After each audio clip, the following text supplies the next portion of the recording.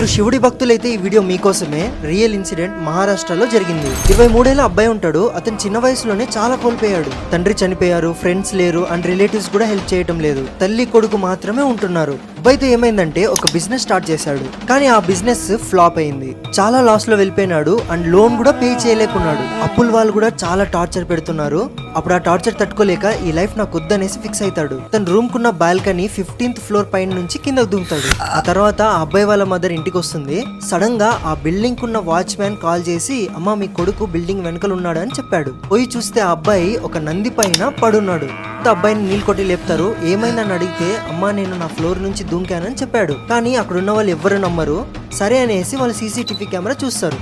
చూస్తే అబ్బాయి ఏ నంది మీద అయితే పడినాడో ఆ నంది ఆ బిల్డింగ్ లోపల వస్తున్నట్టు గానీ వెళ్తున్నట్టు గానీ సీసీటీవీ కెమెరాలో రికార్డ్ అవ్వలేదంట.